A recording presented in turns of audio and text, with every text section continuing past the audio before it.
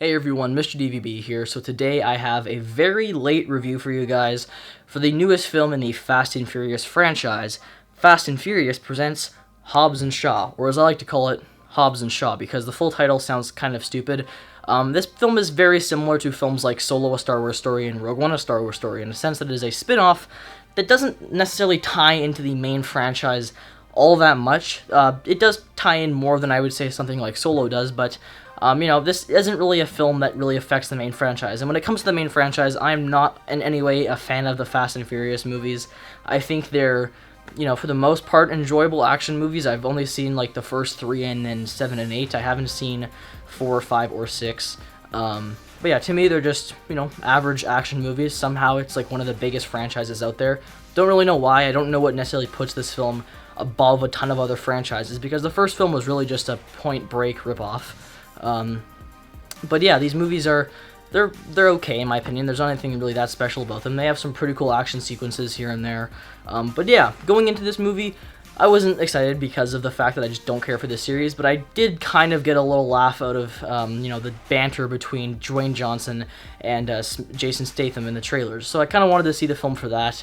And yeah, that was definitely the best part of the movie, was the banter between the two of them. The rest of the stuff in this movie was, I don't know, it was okay, it was average. The story in this film was pretty simple. There's this villain played by Idris Elba who is this genetically enhanced, somewhat robotic guy, which is very interesting. That's a huge leap from, the first film, which is literally just a racing heist movie where they're trying to steal DVD players. All of a sudden, this franchise is about robot guys who are trying to destroy human race with biological technology.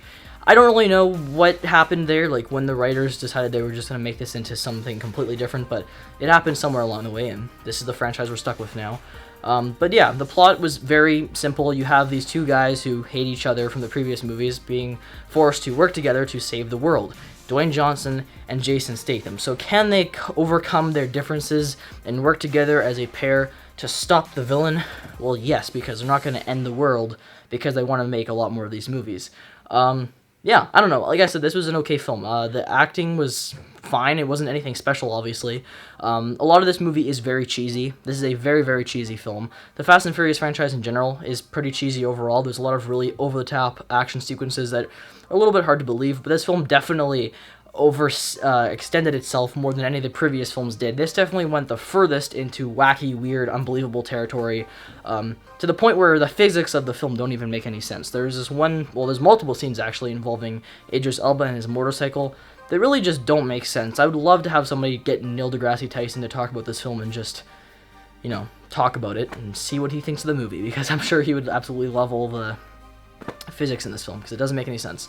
But yeah, like I said, it's a fun, corny action movie. It's not anything special.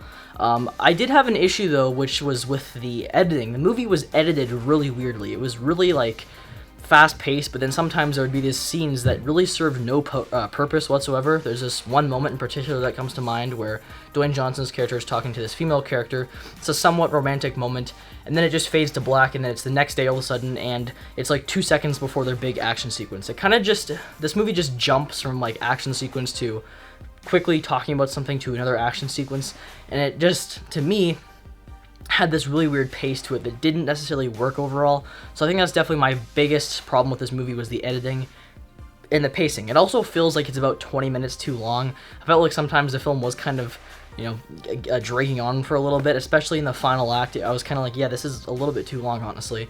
There was just a lot of really huge action sequences. They were well filmed and stuff, but I felt like there was almost so much of it to the point where they didn't really seem that new or interesting in the course of the movie. It just felt like another action sequence that's really over the top.